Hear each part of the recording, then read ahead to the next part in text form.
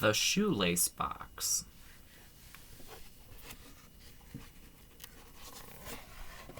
By Elizabeth Winthrop, illustrated by Kathy Wilburn. Stephen was getting bigger every day. He was tall enough to push the number 7 button on the elevator. He was tall enough to get his own juice cup out of the cupboard, and he could even pour his own juice. He could count to 20 and say his alphabet and write his name in big letters.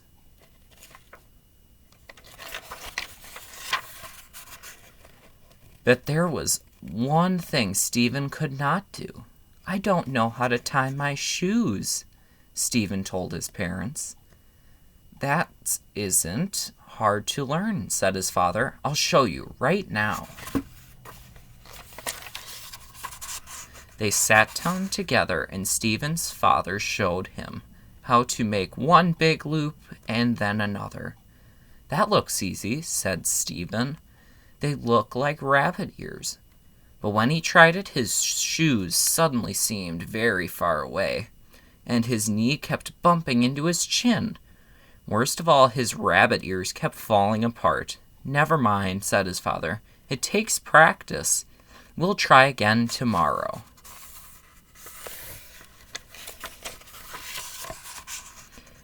Every day that week, Stephen tried to tie his shoes. Every day, his rabbit ears fell apart. "Make the ears smaller," said his mother. "Don't pull so quickly," said his father. "My knees kept getting in the way," said Stephen.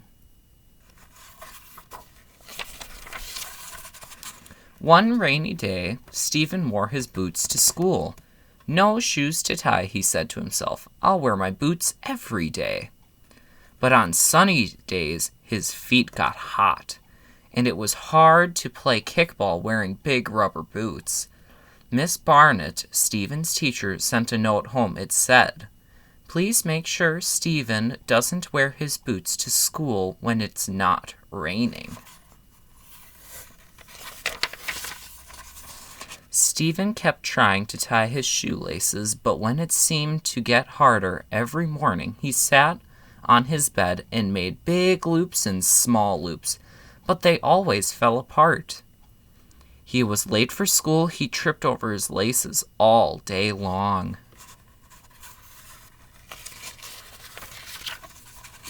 One afternoon in the schoolyard, Stephen's shoe fell off right in the middle of a relay race. The other kids laughed. "Stephen, go over to the side and put on your shoe, please," said Miss Barnett. "Tie those laces really tight this time." Stephen wanted to say, "But I don't know how to tie those dumb shoelaces," but he didn't dare. He was sure all of the other kids knew how to tie their shoes. They were never late this morning. Their shoes never fell off in the middle of a race. He tucked his laces into his shoes and went to the back of the line.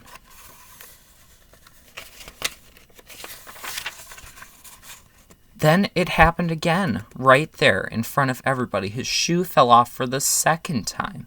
Stephen's team lost the relay race. Stephen was so mad, he kicked his shoe all the way over to the door. Miss Barnett took Stephen's hand. "Come with me," she said. "I have a surprise for you." Back in the classroom, Miss Barnett took out a box. She punched 6 holes into the top. Then she threaded a long string back and forth through the holes and tied a bow at the end. She wrote Stephen's Shoelace Box on the front and gave it to Stephen. "You can practice tying your shoelaces here," she said with a smile.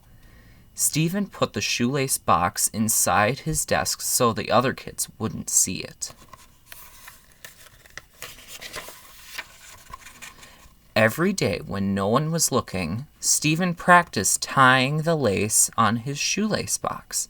It was much easier because his knees didn't get in the way. Every day his knots got a little tighter and his loops got a little smaller. Then one day he tied a shoelace perfectly. "Miss Barnett," he cried, I did it. I tied the shoelace on the shoelace box. Stephen was so excited that he forgot to hide the box. Everyone came over to see what he was talking about.